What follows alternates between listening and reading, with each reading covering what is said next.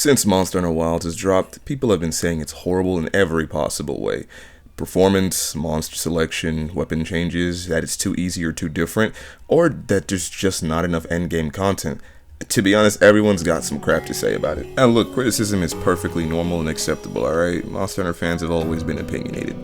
But lately, it feels like people can't just be happy that we've got a stunning, ambitious mainline Monster Hunter game after World. And what I'm about to say here might upset some people, but the fan base has not been the same since Monster Hunter World.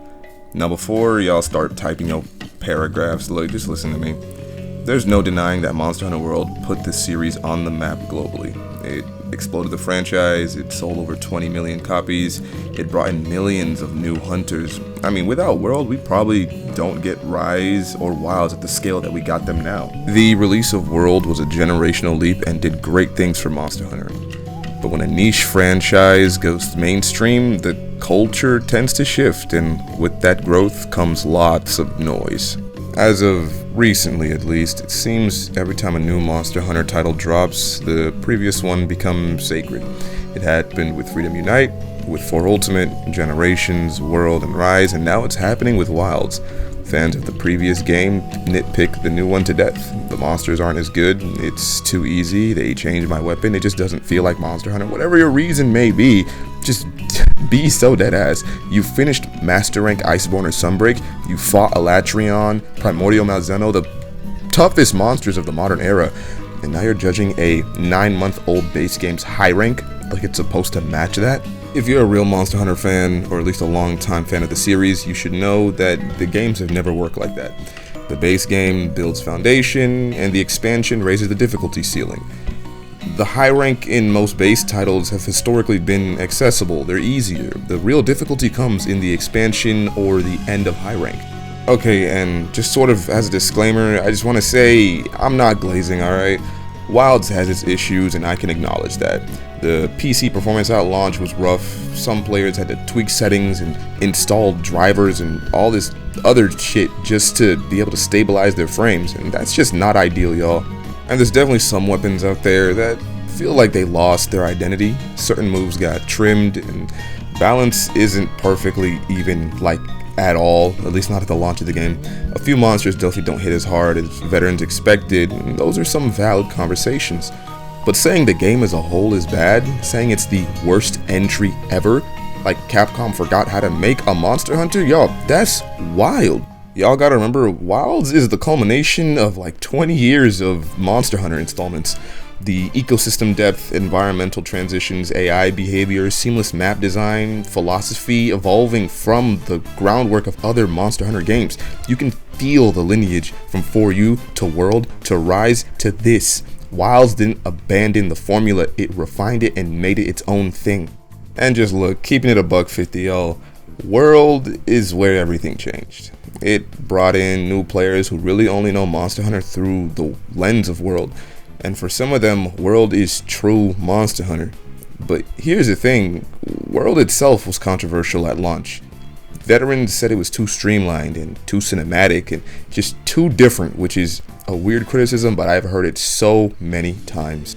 But now, 8 years later, World is treated like it's gospel or something. And honestly, that's just a cycle, guys. Rise went through it too. Remember when people called Rise mid, too anime, too arcade-like, too easy, no real endgame? And then Sunbreak drops and suddenly Rise was misunderstood. Yet despite that fact now, y'all can't give that same amount of grace to Monster Hunter Wilds. It's ridiculous, you guys are clowns. But while we're talking about endgames actually, I wanted to talk about Monster Hunter Wilds expansion. Guys, I'm hype, yo. I mean, Wilds as a base game is already looking to be pretty damn good. I'm sure Capcom is just gonna go completely unhinged in this expansion. In my previous video, I did talk a bit on the Monster Hunter Wilds expansion and what I personally wanted for it, but I'm expecting them to just inflate the roster massively, and the difficulty's only gonna get better. But I'm getting ahead of myself. We're getting Arch-Tempered Archveld in like 2 days, or at least from the recording of this video. Look, I saw that, you know what, no, screw the script.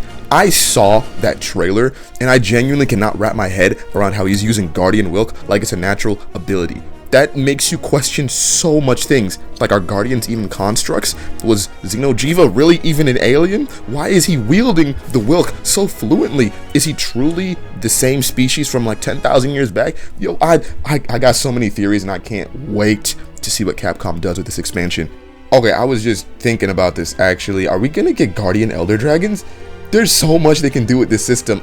That sounds really painful actually. I don't want to fight a Guardian Elder Dragon. Scrap that actually.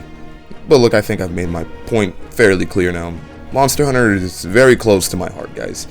It's not just another franchise to me, it's something I grew up with, something I've sunk probably thousands of hours into now, and something that genuinely shaped how I approach games now. I do believe in healthy criticism. We should tell dev what works and what doesn't, what we want improved and all that other good shit, but it's just constant doom posting when it comes to Wilds. Acting like every other entry ruins the series, or I guess every new entry ruins the series, that doesn't help anybody. Wilds and Rise are great games.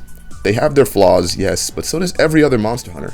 And even with all those flaws, each Monster Hunter game is built with the same amount of love, effort, and dedication that got us to love this franchise in the first place. So, I have a proposal.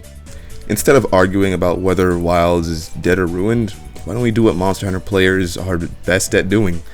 Adapt, learn, and hunt. If you made it this far into the video, why don't you comment down below your favorite monster from whichever generation, and I'll tell you whether or not they would make a suitable dog. That said, y'all, if you enjoyed this rant, this breakdown, or if you just love Monster Hunter as much as I do, go ahead and consider subscribing. I've got plenty of Wilds content and many other games that I talk about on here and theory crafting coming your way. So go ahead and drop your thoughts down below. Do you think Wild is misunderstood, or am I low-key coping, guys? Either way, go ahead and comment down below and let's talk about it. As you guys know, it's been Aurien. Happy hunting, guys. Peace.